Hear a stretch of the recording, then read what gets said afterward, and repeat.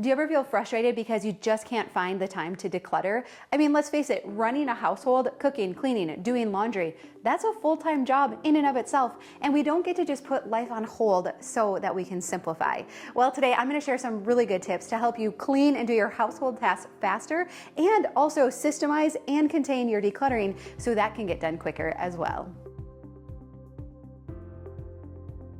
So first, let's talk about how we can clean and do our household tasks faster. And then in the second half, we'll talk about how to systemize your decluttering so you can do a little bit every day. Okay, so number one, we need to be able to automate our cleaning. And there's a few things that help us to be able to do this. Let's head to the entryway to talk about the first one.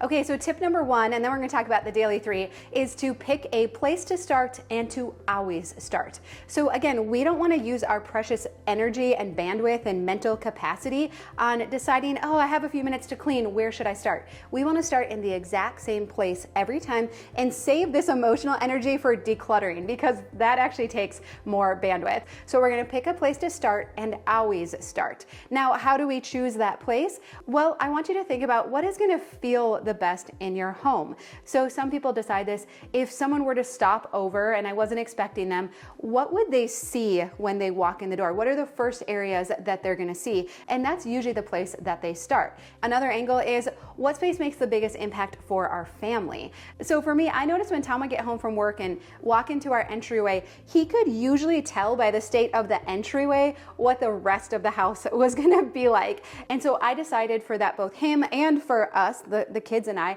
that it actually felt really good to walk into a tidied up entryway. It kind of did set the tone for the rest of the house. Now, in the past, I might have suggested starting in the kitchen. The kitchen is the heart of the home. Tom has said when the kitchen is clean, it feels like life is under control, and I agree with that. But here's what else I found about starting in the entryway. It's not intimidating. It doesn't stress me out to tidy up the entryway. Actually, it comes together pretty quickly, and you'll find when you do this day after day, it actually comes together super quickly. So even on days when I don't feel like I have a lot of energy or motivation, the kitchen feels a little overwhelming to me, the entryway usually doesn't. And so this is now my place where I start and always start. All right, so again, with automating our cleaning, tip number two is to always do the daily three. No matter what, we're gonna do the daily three. So the three are to do the dishes, one load of laundry, and to tidy up.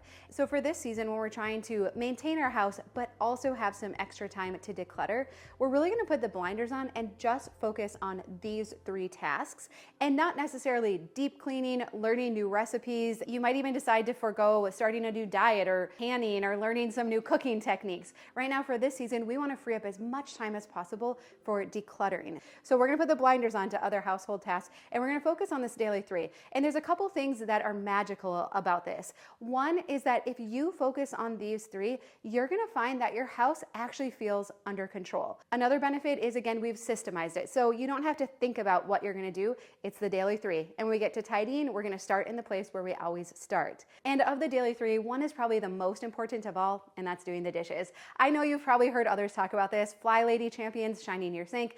Dana from A Slob Comes Clean talks all about doing your dishes every day. And there's some really important reasons why.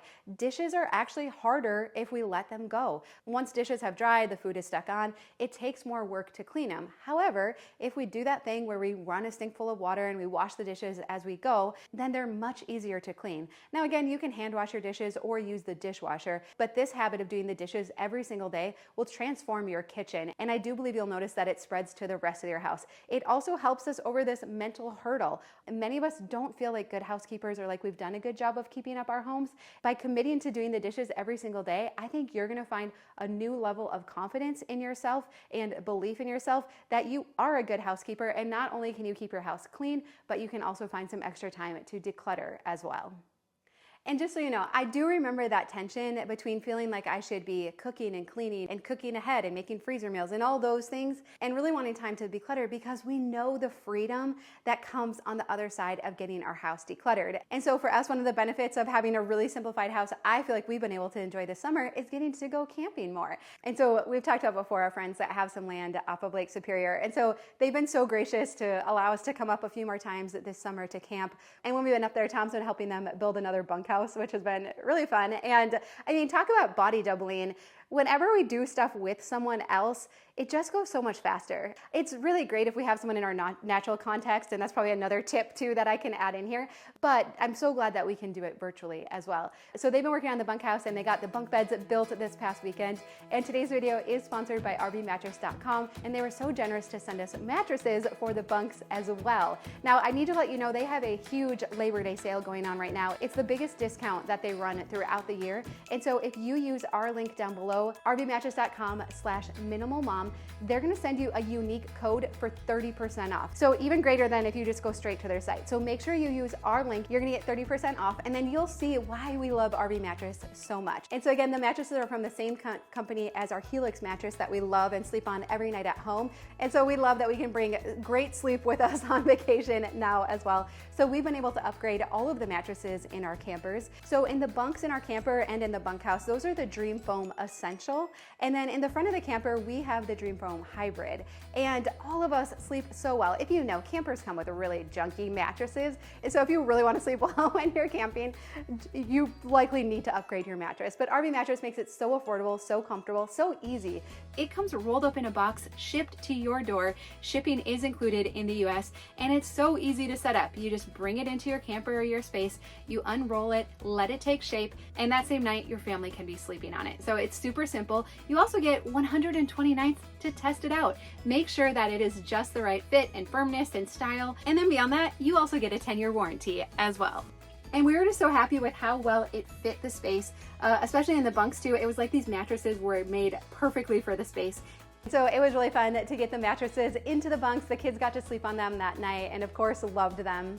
And so if you want to upgrade the mattresses in your camper, RV, tiny house, or if you have a strange size or space, that's what we love about RV mattresses. They have all kinds of different sizes and thicknesses for the mattresses, lots of different variations. So again, use our link down below. You're going to save 30%, but just until August 31st. So make sure you get yours ordered quickly.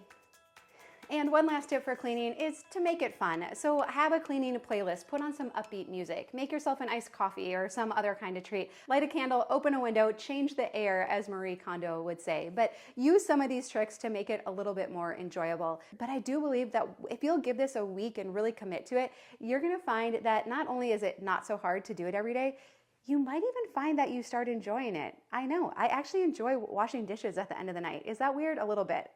Well, probably not for some of you. For me, that is weird. I never would have said that. But you know, it does feel good to look back on the kitchen, have it tidied up, have the dishes done. Most often these days, we're getting our feel good, like dopamine hits and all of that from social media or buying things or that kind of stuff. But you will actually find that looking back over a clean kitchen at the end of the night can give you that same sense of happiness and satisfaction. So again, it might take a little bit to establish this and to get to that point, but I do think you're gonna find this for yourself as well. All right, so now let's switch gears and talk about finding a little bit more time to declutter and how to contain it. Now, here's what's cool. You're gonna find that if you commit to doing the daily 3, that this is actually gonna make decluttering easier, because when you do the dishes every single day, you start to get annoyed if they're hard to put away. And then you naturally start to think, oh, if I decluttered this cabinet, this would make doing the dishes easier. Or maybe it's tidying up the bathroom and you're like, ugh, why is this such a chore? But you're gonna find that as you declutter it and simplify it, maybe even create a get ready bin like I did in a previous video, that suddenly it's super easy to pick up the bathroom. And so I do believe that this habit of tidying and decluttering goes hand in hand. All right, so the next tip though with our decluttering is to contain it. So many of us glamorize full weekends of decluttering our house, and we think to ourselves, if I could just have some uninterrupted time, some big blocks of time, oh my goodness, I could make so much progress. But what's the problem with that? Decision fatigue is real. And so often we get into decluttering and we feel tired, we feel overwhelmed, we feel guilty, we feel shameful, we feel regret, all the feelings. So like I mentioned in the beginning, decluttering requires a lot of mental bandwidth, especially in the beginning. So a better approach to this is to contain it, to take small chunks at a time. And so what do I mean by this? Pick one cabinet in your kitchen, or maybe while the kids are in the bathtub, pick one bathroom drawer. So we're gonna pick one small section and commit to completing that. And this might take 5, 10, 15 minutes. And by completing it, we also mean putting everything back if we've taken anything out, taking donations out, maybe even taking the donations to the donation center. And so we're gonna fully complete a task. But do you know what happens when we do this? We create momentum. Most of us are looking for some external type of motivation because a lot of days we just can't find it. But you're gonna find if you will do these small projects day after day, that you are gonna start to create momentum. And all of a sudden, decluttering gets so much easier. So much easier. And you might even, again, like the dishes, you might find yourself looking forward to it because you're starting to experience this freedom in your house. And wow, the bathroom really is easier to pick up and to tidy up when it is decluttered. Oh, I don't mind doing the laundry so much when our clothes are highly simplified. It's actually a lot easier. That does not make sense, right? My brain still has a hard time wrapping itself around this. Why is laundry easier when we've highly simplified our linens and our clothing? It just is. You don't have piles all over the house and it doesn't get overwhelming. So if we can work to contain and to do bite-sized pieces of decluttering, I believe that you're going to create this momentum as well. Now, I know the pushback. Many say, Dawn, if you saw my garage or my attic or my basement or my storage room or my guest bedroom, there's no way 5 minutes is going to matter at all.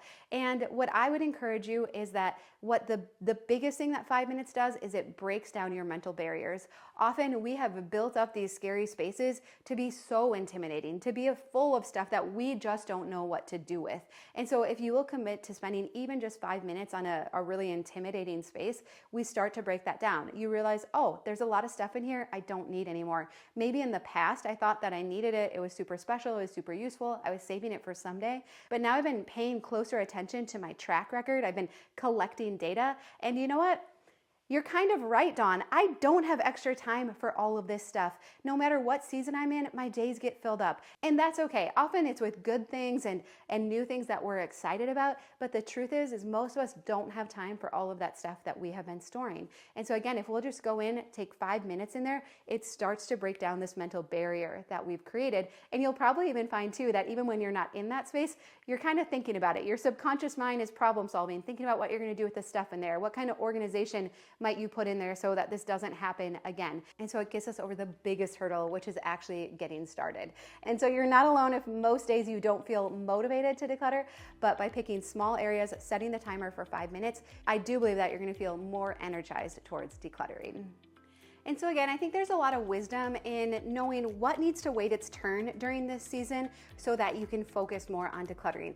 But the good news is that once you get your house decluttered, all these other things that you might have put on hold for a season, I just feel like they're gonna be so much easier. Whether it's adopting a new diet or exercising more, getting out of debt, learning new skills, going back to school, or even caring for loved ones. I think you're gonna find that all of that is so much easier in a highly simplified house. So you might have to just stick to the daily 3 for right now, highly simplify your cooking and the meals that you're making, knowing that it is gonna pay off big time.